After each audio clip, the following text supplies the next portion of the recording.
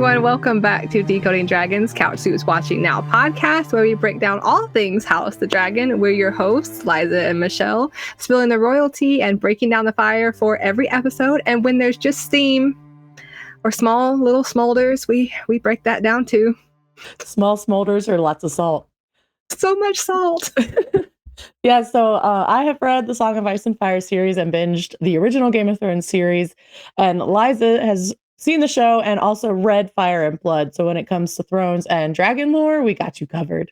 Side note, if you're here and you don't like any spoilers at all, we talk about the canon. So you are very likely going to come across some sort of spoiler throughout the entirety of the episode. We try to save the major ones for our Dragon Dream section at the end.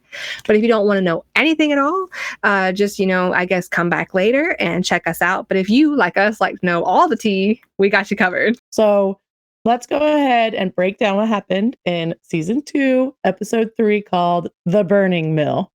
And I know it kills you that it's called The Burning Mill. Let's get into it. First of all, I didn't know the name of the episode title until I made our show notes, right? And when I saw that they named this episode The Burning Mill, I had I sort of kind of lost it for like 2 seconds, because the Burning Mill is a fairly important thing that happens between House Blackwood and House Bracken. Right. And we didn't see any of it. Like, we didn't get on the ground for any of it. We just, it literally opens with people that we don't know yelling at each other and calling each other names. And then 2 seconds later, there's just a field of bodies and we didn't see anything. So like, we don't understand what happened. Well, that's the thing, right? They didn't even break down the family names. They didn't even get into who it was. You would actually have to go into watching a show like this or really digging deep into the lore to understand why that was even a thing. Exactly. And, House Bracken and Blackwood specifically has very important characters that they did not even introduce. And like, I don't want to, jump the gun, because I don't 100% remember if Bloody Ben Blackwood is already on the scene for the Burning Mill. I really think that he's getting pretty close, because he may be stepping in for the people who died in this battle. Like, I don't want to like say stuff randomly, but Ben is getting close, and they didn't even mention him like at all. And he's very important, and Black Alley is very important. Alysanne Blackwood, they are related, and like they are so important to the story. And so we just like ghost over the whole Battle of the Burning Mill to basically watch nothing for an hour. And I have thoughts, and I think this time, Michelle, I think we're on the same page about this episode. Yeah, we are, because last episode we weren't, and I enjoyed it. But this episode was just kind of like, I'm gonna take your statement that you said before we got on camera, and it's like, how did they make Game of Thrones boring? I'm so disappointed. I know. How do you take a book that is literally called Fire and Blood and make it boring? I was so bored. And I don't think I have ever been bored in Game of Thrones. Ever. But we have so much to talk about before we like rant about all the salt that we are feeling at this moment for the way this plot is going, which is, in my opinion, in my humble opinion, I don't think this is technically book accurate because of the way that they're changing stuff. Yeah. This is not even remotely the vibe that I have ever gotten from the Dance of Dragons. But we did see, back to our like brief important people got mentioned section, we saw more of Ulf the White, who randomly info dumped his Targaryen heritage in the middle of King's Landing and just decided to say that Rhaenyra was the one true queen inside enemy territory to a bunch of possible strangers, and almost got walked in on by Aegon. That's beside the point. We also meet... I'm going to interrupt you there and say that's another thing that, like, in Game of Thrones history of the series, of the shows, of television history, that's the type of reveal that you would typically wait a couple episodes. You would kind of hint it here and hint it there, and they would have more important conversations than just saying, oh, hey, my name's Ulf, or, oh, hey, this is this guy. like you would kind of weave that intricately into the storyline, so it would be kind of a reveal. Obviously, not like a Jon Snow Something spoiler, though. Targaryen alert, right? But like you would weave it a little bit easier instead of just here's a scene of this guy, here's a scene of this guy, and then hey, look, I'm a dragon seed.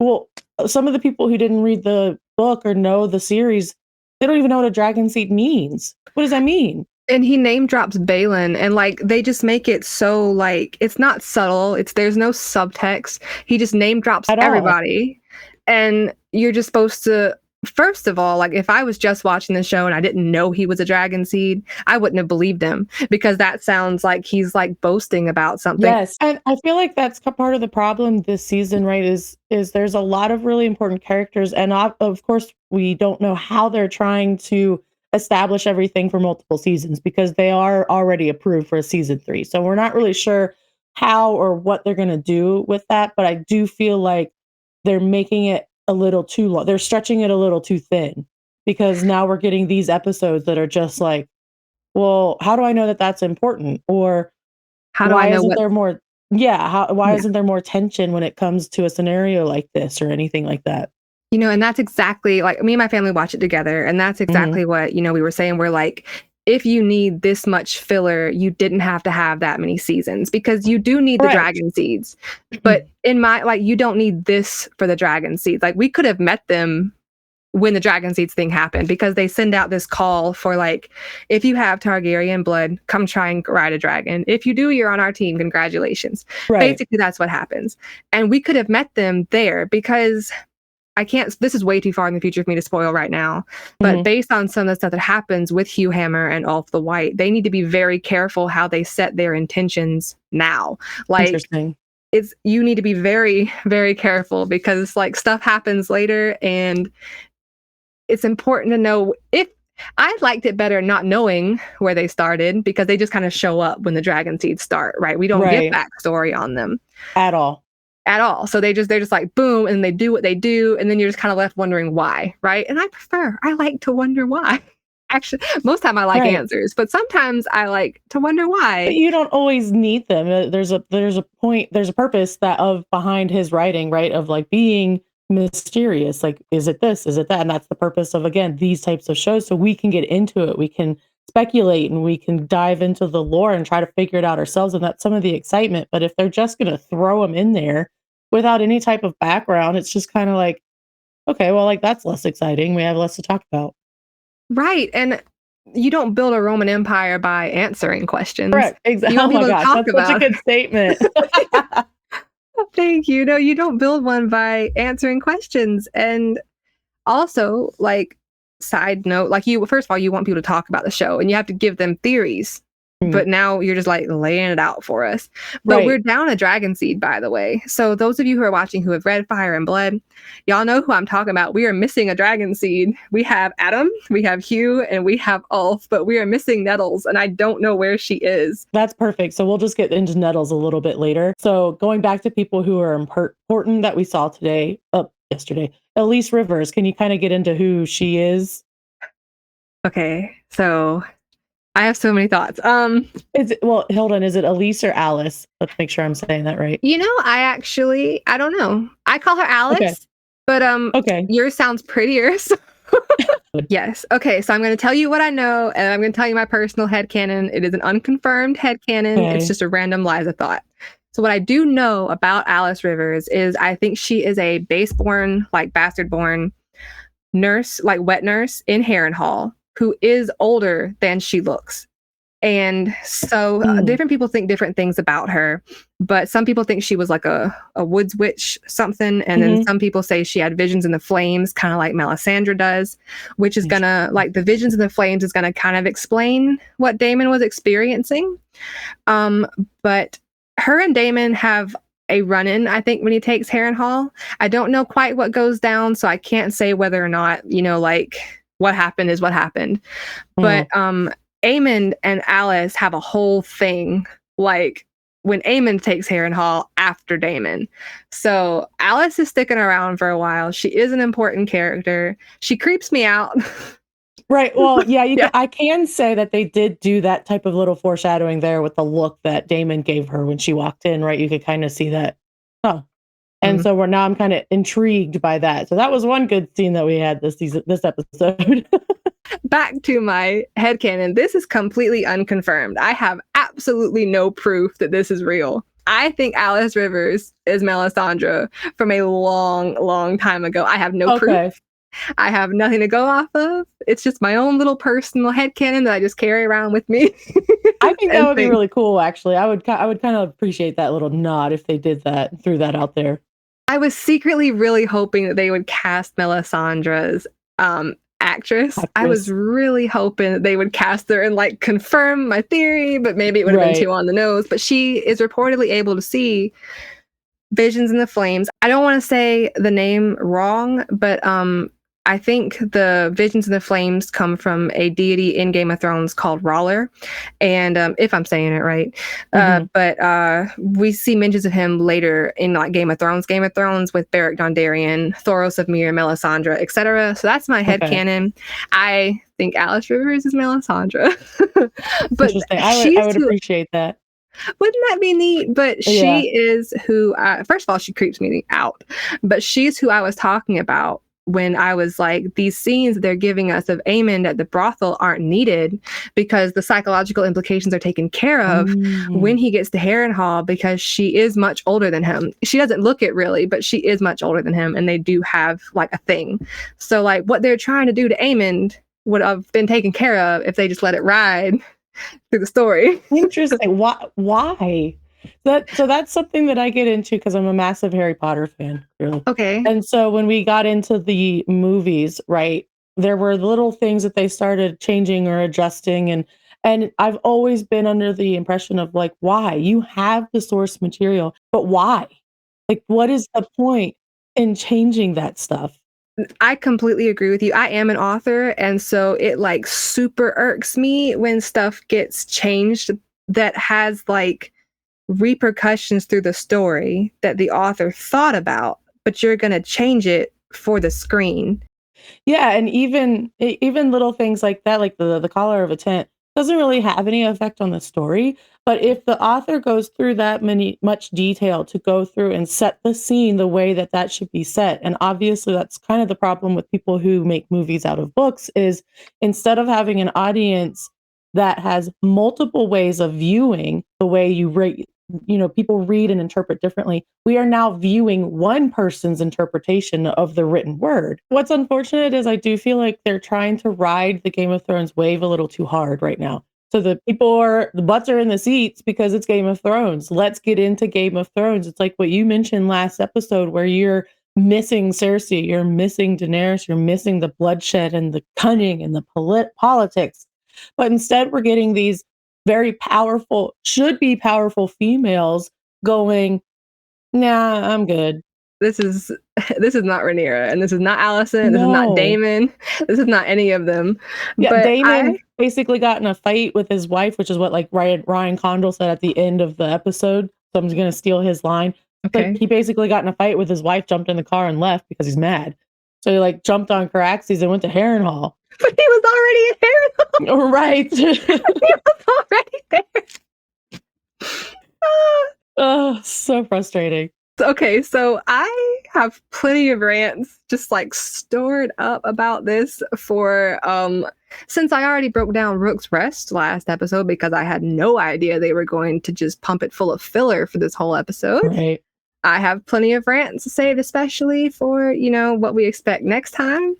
And my little canon correction section, which apparently is here to stay because I didn't realize they were going to go this crazy with creative liberties. But let's go ahead and like just hold on to our salt and jump into the blood section. And because I got questions for you. Let's go.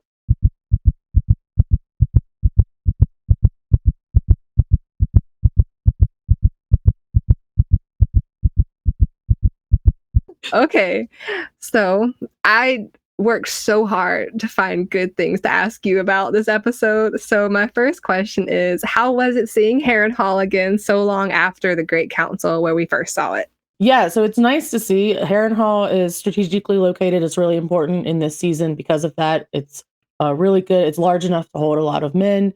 It's not as dilapidated right yet as we see it in where Arya is, Tywin Lannister's cupbearer in the original Game of Thrones series in season 2. But it's still getting a little dilapidated because Larys Strong decided to set it on fire and kill his kin last season. Yeah. But I really appreciated the little cinematography, the little tour that we got of Daemon in it, because he was expecting a battle. He was expecting a lot more. So as we were following him through the castle, we could follow where he was and follow along with it, see a kind of a tour of the castle. So I always appreciate the little nuggets that they throw in there of tapestries or banners and anything like that you can always pause and pick something up. The Easter eggs are always really big in scenes like that. And I appreciated him walking in on the meal, right? And the guy's like, or Damon says, "Hey, I'm here to take Harrenhal," and the guy's just like, "All right, Apparently you are. yeah, let's do it." Yeah, no, in the book it kind of falls pretty easy too, because like I said, who's gonna stare Caraxes in the face and be like, "Yeah, for a castle." Yeah, no, Cool. but I pictured it once again. I pictured it differently in my head, but I did like the one moment where Damon is walking through Harrenhal and he comes across like the Great Hall, I suppose. Mhm. And like it kind of makes you wonder like how many memories of his brother that brings up, because he was there. Like he might not have been up there with them, but he was there. So Right. it kind of makes you wonder how much he thought about his brother, etc. And I'm assuming that they were trying to pull on that thread, and like later during the dinner conversation where he was like, "You're gonna call me king." I am of the opinion that a queen's husband should be called a king, because Yeah. a king's husband is called a queen. Like you don't call her a princess, but No, she's queen consort, so he should be king consort. he should be king consort. So like they reacted to that so funny, and I'm just like, first of all, there's not a single thing in Fire and Blood that I can think of that ever made me think that Daemon actually wanted to be king after it got down to Rhaenyra being queen. Like, there's not a single thing. So this whole like Daemon still wants the throne thing is lost on me, because I Mhm. am completely annoyed with where they're taking his character because it's not accurate. But seeing him kind of walk through and see the Great Council was neat. It kind of added like a little Yeah. horror element. I personally think they could have given him something cooler to do because he's a cool character. But seeing the Great Council room was neat. Speaking of, I suppose, stuff that's not accurate and confusing is all get out. What were your thoughts on Rhaenyra and Alicent's meeting? This bitch just like walks into the gates. She's dressed up as a septa. Obviously, we know social media isn't a thing, clearly, right? And nobody's going to recognize her. There aren't pictures, there aren't portraits necessarily. As long Right. as her hair is covered, that's okay.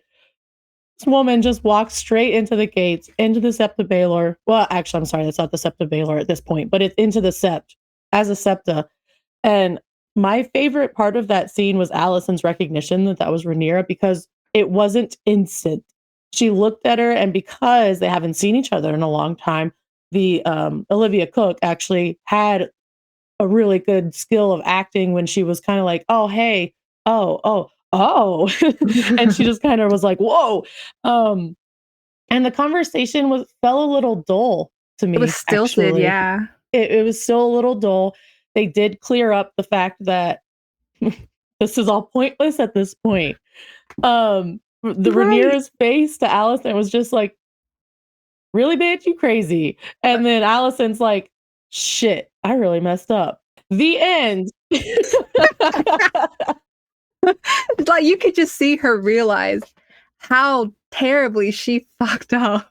And then Right. at the end of that, she looks Rhaenyra in the face. It's like, well, ain't no backing down now. Uh, We're going for it. can't do anything. But that was so out, like to me. First of all, she's already out of character, in my opinion. Like based on book Alicent, show Alicent is not the same. But for show Alicent, that was so out of character. Like she has been looking for a reason to quit this entire time. And now that you have the opportunity, because now you realize that Viserys did want Rhaenyra to be queen, you're still not going to back down. My husband made a really good point about that, saying, "Well, there's nothing that can be done now." And it was less of Alicent being gung ho for war Mm, and more of Alicent realizing that she has less power in the small council because people are starting to respect her a little bit less. And yeah. Aegon and Aemond are starting to come up into their Yeah. let's be fierce men, fierce if you're looking at Aegon. Because let me just for a second, Alicent's look when Aegon was like, "I can go to war and be scary." And she's like, "Yes, dear. Yes, honey." It's just pat you on the head. We all saw what Aegon was up to in season 1. Like, you now really want me to have, like, you want to treat him like a puppy dog now after we saw what he was doing to kids and women in season 1. Like, now you want to, like, treat him like a child? No, thank you. I'm sorry. He already is dangerous and dislikable, in my opinion. And they're trying to make him all cute and, like, pathetic and incapable. And you're just like, he's horrible. We're gonna pretend like he's not, but okay. Like, we all saw season 1, right? We all knew what all that was about, right?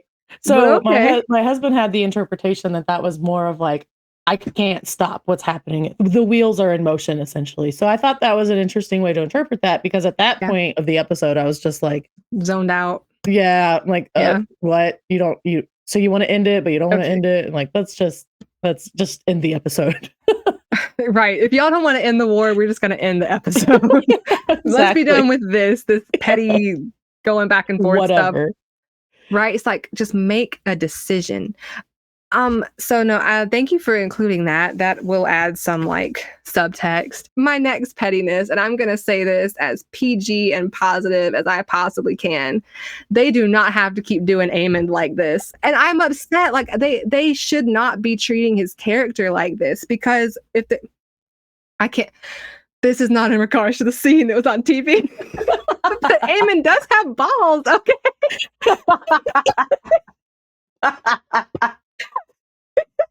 He's not walking around here. He's not a eunuch, at least not in the book. I'm talking about his personality. Aemond has no problem stepping up when necessary in the book. In the book, to my knowledge, Vhagar and Arax are not an accident. They keep nerfing him in video game terms. They are nerfing Aemond. And I don't even like him, and I don't like that they're doing that. Meanwhile, he's just sitting at like small council meetings or going to his room and like twiddling his little freaking brothel coin. Like, you don't have anything better to do. They're not going to let you just plan something, or like, I don't know, maybe get on Vhagar and be intimidating.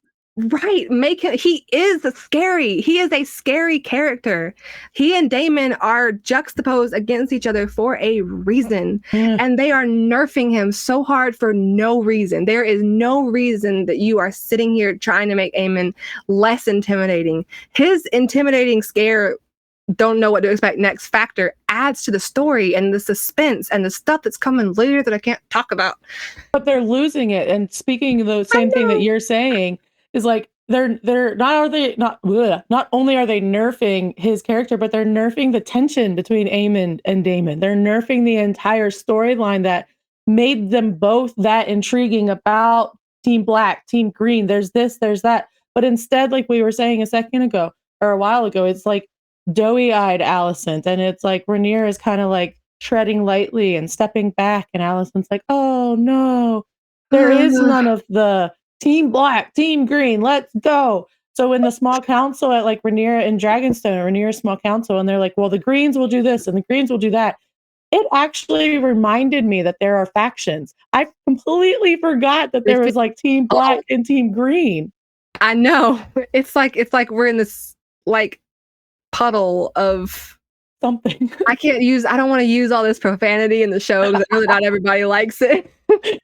But it's just this puddle of no agency. And the people who have agency, once again, I'm looking at Daemon and kind of sort of Otto. Like, I'm looking at the guys, they keep blaming for these missteps that are actually doing, like, you are at war and you're blaming everyone who's acting like you're at war. Like, they're doing what they're supposed to do and everyone is upset about it. And I'm like, he's your king consort. They are your council. He's your father. Like, they're doing what they're Otto, whatever. Otto's not a good dad. I'm putting that out there right now. I mean, but in their respective positions at court, they are doing what they're supposed to do. And everyone is upset and trying to act like they're pushy. And meanwhile, the show is somehow purposefully chipping at our respect for these characters. Like, it's not gonna affect the way they go at it later. And I'm just like, we want the viciousness. We want to respect the character. We want to at least be able to appreciate the characters on the screen. Like, we need the payoff. That's the entire reason of watching a show. So we're waiting for the payoff of this tension and of these characters and everything that they're trying to build up that they have just repressed. I know, and like it's like they're dumping water on a fire and trying to sell us the burning coals. What a good pun, because listen, we're talking about dragons, my girl. Yeah. Actually, I'm gonna pause us and say, let's go ahead and get into the blood because I have questions for you. Fire and yes. Same thing. Same thing. Let's go.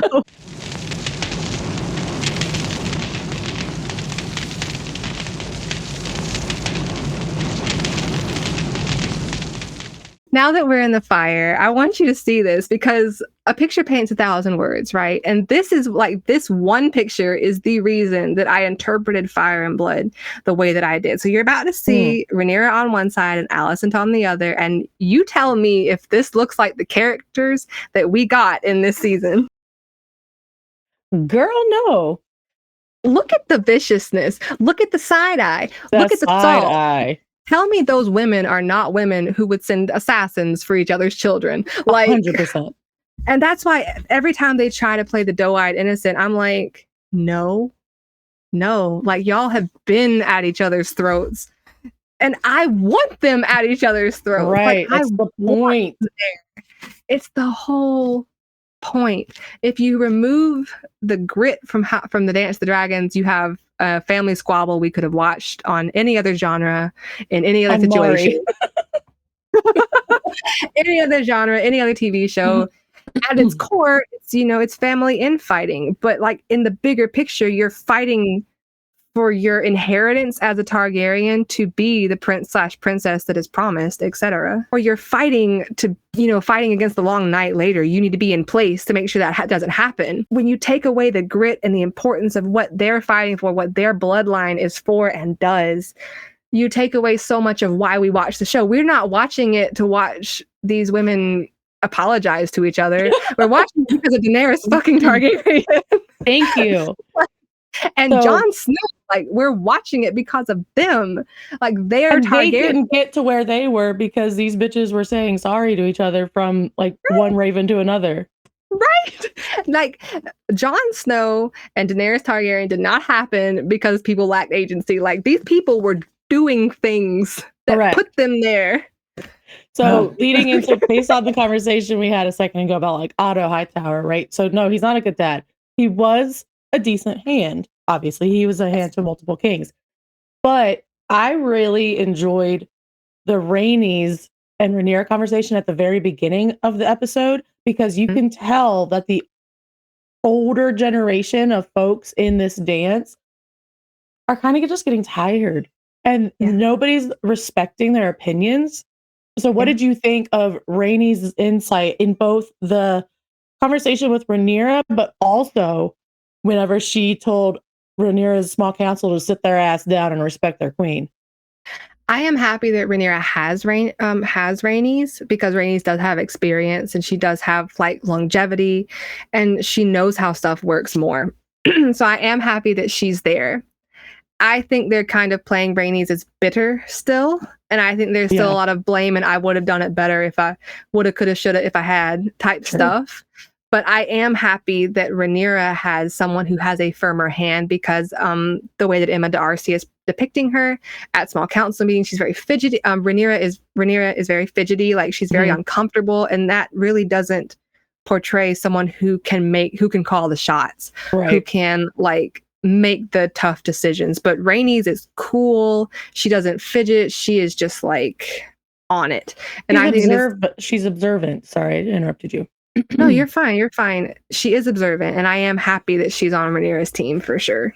She's observant, but she's also vocal about it. Like I said when I was asking you the question, like I was happy that she was basically like, sit your ass down, old men, and respect your queen, because they're trying to get Rhaenyra to kind of go into the shadows. And I did some research for the episode, and I learned that apparently, and you can correct me when I get this wrong, that during the Dance of the Dragons in Fire and Blood, Rhaenyra was actually kind of in the shadows because she was still recovering from the miscarriage for such a long time. So they're even moving her character a little bit to be more involved than she actually was. For a portion of it, yes, she was still recovering from, childbearing, etc., because Mhm. Visenya was hard on her. And so, no, that's true. Like, she was not at the forefront. And Damon did run the show. And that's why I'm like, but it didn't really seem like anybody had a problem with Damon running the show in the book because somebody had to. Right. Like, so I probably have an unpopular opinion. Mm. I think her council, they are currently, from what I understand, they are advocating for her to make decisions. I don't think she has made any decisions that move the war forward on the show. And No. they, like I keep saying, like, they are at war and you're going to have to. So I probably have an unpopular opinion, but I have no problem with her council because she's not making any decisions and they are advocating that she do. And an attempt was made on her life. Mhm. So she probably should be somewhere safe, but she doesn't want to be, and that's okay. But if you're going to be there, you need to provide something. That's my opinion. Yeah, no, I agree with you completely. And that actually leads me into a question about with the attempt on her life. We see her send Bela away, right, to protect her legacy and protect her family, and also for Bela to basically be a surrogate, right? But Raina, yeah. those I'm sorry, Raina. Yeah, you're You're okay. correct. You're It was okay.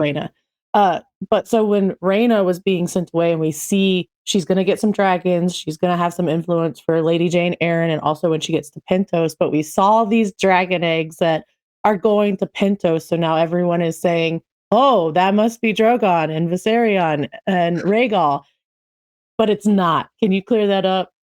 Okay. Okay, I'm gonna get on my I'm gonna begin my speech now. Earlier on in Fire and Blood, there's a character named Rhaena who is Jaehaerys' like the first Mm. Jaehaerys' older sister. Her name is Rhaena, and she has a lover whose name is Alyssa.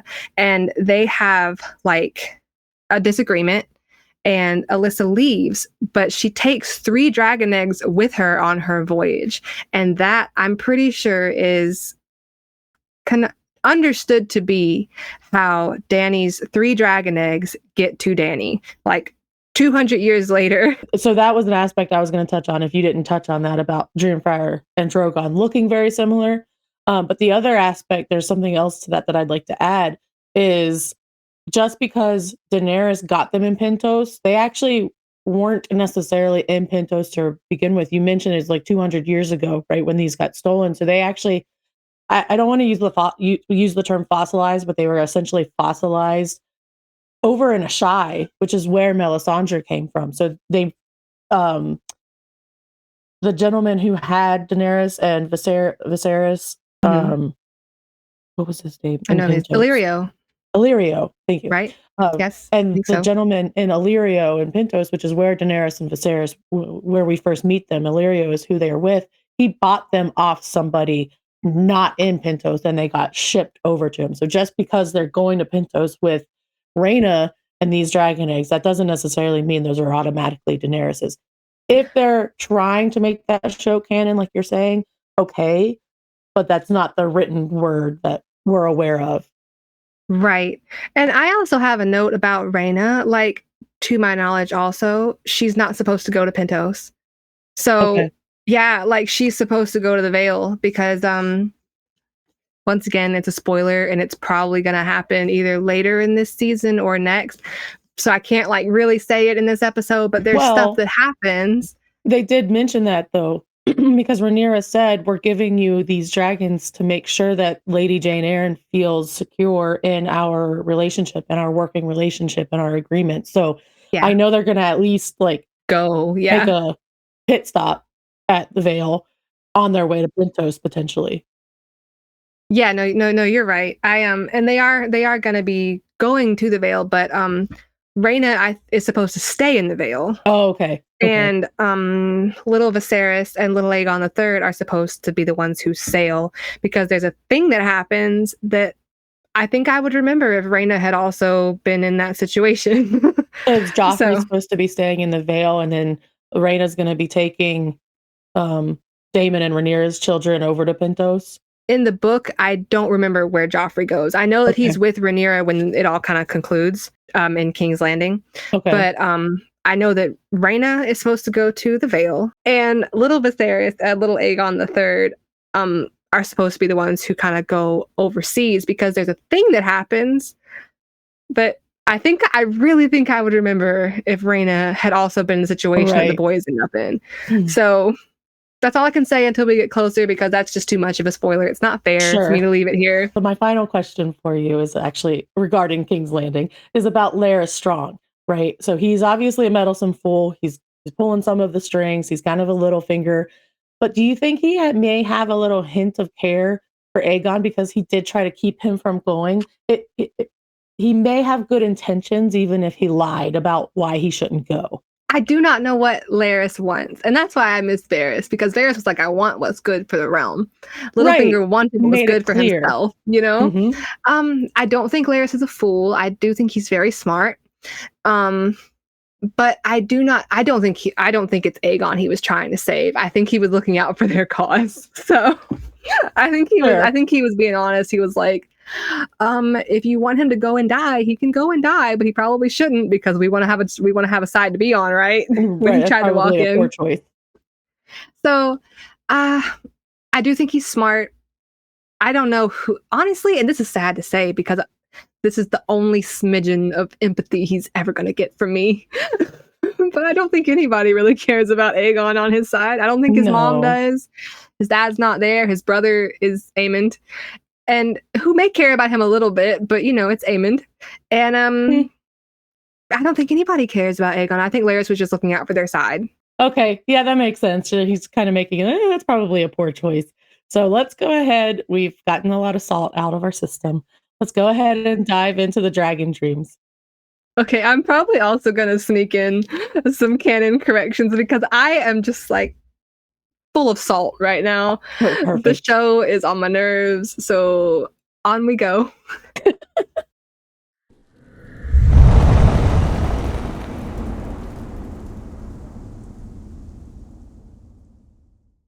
We're also going to go ahead and do our spoiler warning because this is the Dragon Dream section and the canon correction. So this is where we're really going to dive deep into the lore. If you don't want to know what happens in the future, if you want to stay surprised / bored when you're watching, then come back and thank you for being here. But here's from now forward, we're going to dive into major spoilers. Major spoilers. So first things first in like the canon correction section is probably Helena Mm. because they made like a marked deviation from the canon. So we're gonna put it like a content warning here. We're gonna be talking about blood and cheese some more. So if that makes you uncomfortable or you've heard about it enough and don't want to hear about it anymore, please feel free to come back next episode and we will see you then. For anybody who has stayed. So in the books, Helena chooses the youngest son, I think Maelor, to die, but they kill her oldest son, Jaehaerys, in front of her, and she has to live with Maelor, who is a child that, she chose to die. And that Mm. takes a huge, huge toll on her and has a negative impact on her mental health. So Helena's character kind of recedes into herself. She suffers with what I would consider depression. She won't Hmm. leave her chambers, and they have to take custody is not the right word, but people have to step in to help take care of her children because Sure. of how distraught she is. So in the books, that's kind of where she's at. Like she won't leave her chambers. Alicent, I think, steps in to help take care of her children or child, Maelor, maybe just specifically. And that kind of direction her character goes leads to what happens with her character later on, which is subject of debate. But that's again too far of a future spoiler. So when she came on screen and she was like, "Well, I think small folk lose their children more than me. I probably shouldn't be sad about it." I was surprised that that was where they went with that emotional trajectory and reaction to what happened. And I'm not a psychologist, so I can only go based on, life experience and what I read in the book. So I'll just leave it at the fact that I was surprised that the emotional direction that they had Helena take as someone who feels things so deeply. So, Well, I wouldn't mind to add something there if you don't mind. I've never suffered a loss like Helena just suffered. I did, however, suffer through postpartum depression and anxiety Mhm. after having both of my boys. And I'm not sure if this is the case, obviously, but I'm curious if we're not going to have a another conversation between Helena and Alicent of her kind of changing her tune. Because Okay. to me, I interpreted that scene as Helena going, okay, this happened. I don't think she's over her grief. I think she's Okay. trying to talk her way through it. And I think her justification of trying to get over it and saying, I think I should be a little bit more sad than I am, was her saying, the small folk go through it. Just because I'm royalty doesn't mean it's sad. And so Alicent, you could kind of see her soften just a tiny bit and just be like, but you're allowed to be sad. So I more interpreted that as, let me see how I can justify it in my head to just kind of move on from this. But I wouldn't be surprised if later in the episode, or later in the season, we see her kind of take a turn, because she Okay. may be trying to tell herself, I'm good, I'm okay. But then it's going to be like, I'm actually not okay. Okay. Thank you. That was very helpful. I did not think of it that way. Thank you for Sure. sharing that. I will definitely like kind of move forward with that in mind, because I think that that is a good interpretation, because I think that is how a lot of people respond. They try to like distance themselves a little and Yeah. try to rationalize. So thank you for sharing that. I will Sure. 100% keep that in Yeah, mind. which actually doesn't help when you try to distance yourself, because if you do start staying in bed and not taking care of the things, then you're just kind of internalizing everything, and then everything goes worse. So, Got you. Yeah. No, I know everybody handles grief differently, and it is a heavy and difficult subject to portray properly because of how everyone experiences it so differently. mm. So yeah, thank you for sharing that. I am going to be more open to how they kind of take Helena in the future with that in mind. And we'll see. I could be completely wrong, but we'll see. I hope you're right. Now, I don't hope for her pain, but for like character realism and sure, believability and like canon adherence, I do hope you're right. Yeah. right. Now, I forgot, we did mention that I was going to ask you about nettles. So Yes. let's get into nettles really quickly. As a reminder, nettles is the dragon seed. Yes, Nettles is our missing dragon seed. This is what I know. Nettles is a dragon seed, and during the dragon seed section, she earns the trust of her dragon by feeding. His name is Sheep Stealer, so she brings him a sheep. And so instead of like trying to walk up and Dohyrus, the dragon, she brings him sheep and like, you know, bonds with him. And Like me. right, so she bonds with him that way, and his name is Sheep Stealer.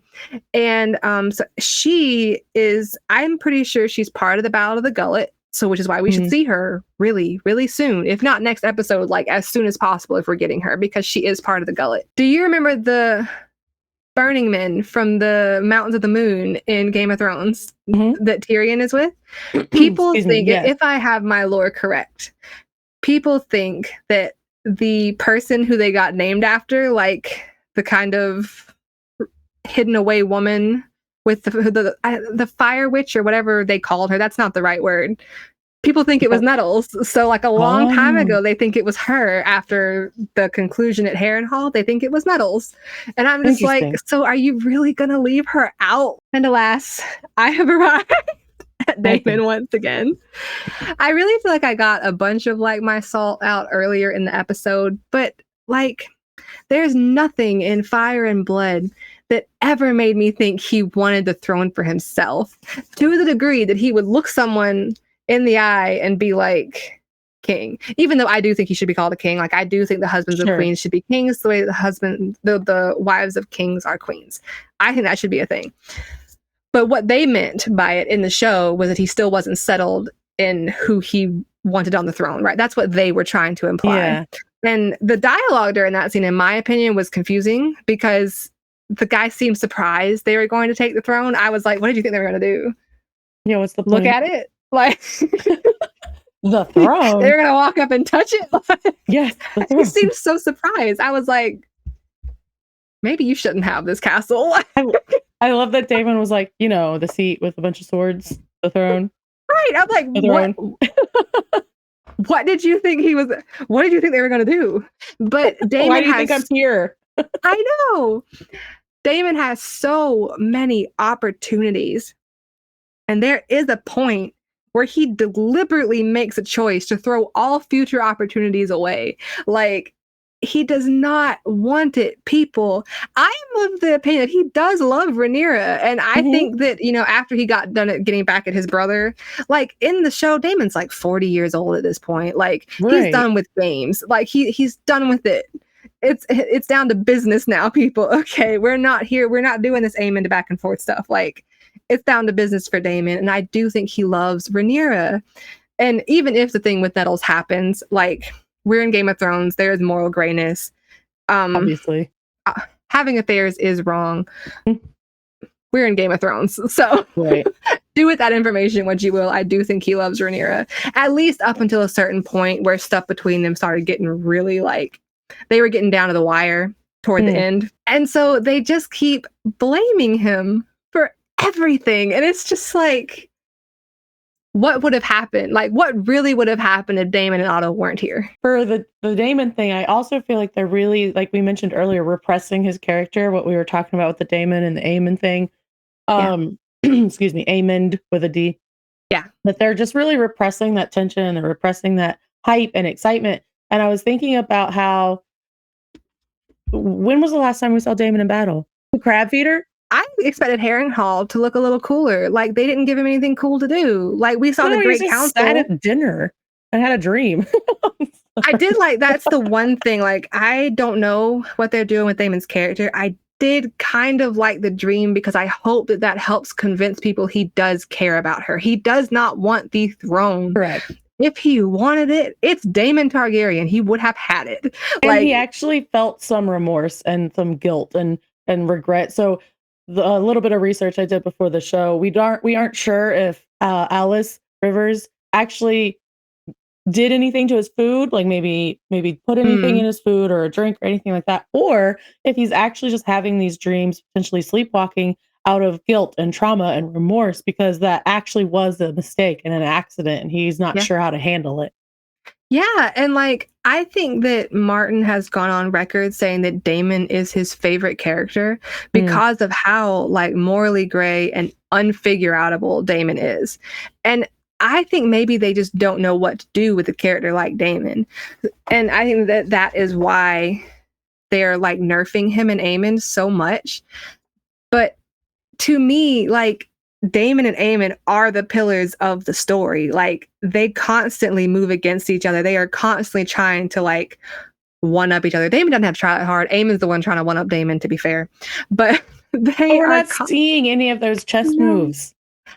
I know, and it's to the point that like after Daemon takes Harrenhal, Aemon takes it after him, and Okay, then he's cool. with Alice, and it's just like, all right, Aemon, we see what you're doing.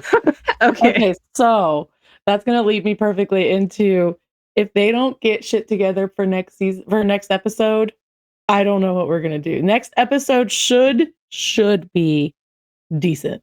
yes, and I actually have a really, really, really short next episode predictions. It's got to be Rook's Rest, and I talked Has about it to. last episode. If you want an in-depth talk about it, we talked about it last episode. But Rook's Rest is a big battle. I'm just gonna say it. Well, Uh, yeah, okay. yeah, Are you sure? You want to say it? You sure? yeah, I'm going in. I'm going to say it really fast. Okay, Okay. Rook, if you don't want to click back to our other episode, you should. But if you don't want to, Rook's Rest, a big battle. The Greens lay siege to a castle. Castle asks for help. Rhaenys and Meleys fly into a trap between Vhagar and Sunfire. The dragons fight. Meleys and Rhaenys do not walk away, but she has a really epic moment. It's going to be glorious if they do it right. And Aegon is severely injured, and Aemond will, after that point, style himself protector of the realm, which is why I'm Okay. saying I gotta stop nerfing Aemond because he's about to take the reins, and we need to have some sort of like standard for him before he takes the reins. So, Okay, so if that is the case, actually, that actually made me a little excited, because if okay. that's the case, then what they're doing with Aemond right now, having him kind of fly under the radar, as Mhm. long as he has an upward momentum of like a 90-degree freaking angle up for the rest of the season, okay, I could forgive these last couple of episodes as Step it. long as they go with it. You know, if Work's Rest happens the way it's supposed to, and they stop repressing both of these characters, and everything happens the way you're saying, and what you mentioned something last episode about it's the age old, you give them more screen time because they may be going away. But they're doing that with Aegon too. So if I didn't know that he was going to get injured. So if he's actually going to get injured and he has to take, step down, then maybe my hope, I have optimism that if he gets injured, Aemond can step up. Daemon can step up. Alicent can become a little bit more, claws out. And especially what I'm hoping is Alicent seeing Rhaenyra, instead of pushing her into, oh, this was my childhood friend, we should be friends, we should this.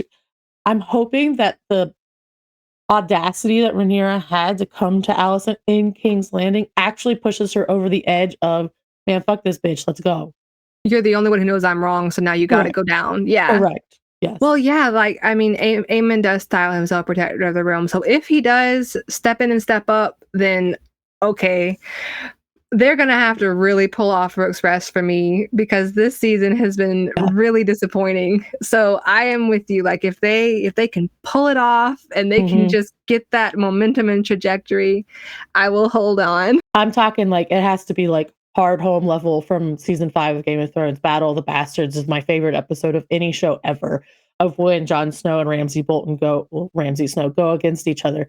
Hard home is when we first see the army of the dead. Right when Jon Snow and takes the wildlings and tries to save some wildlings to pull him to the wall.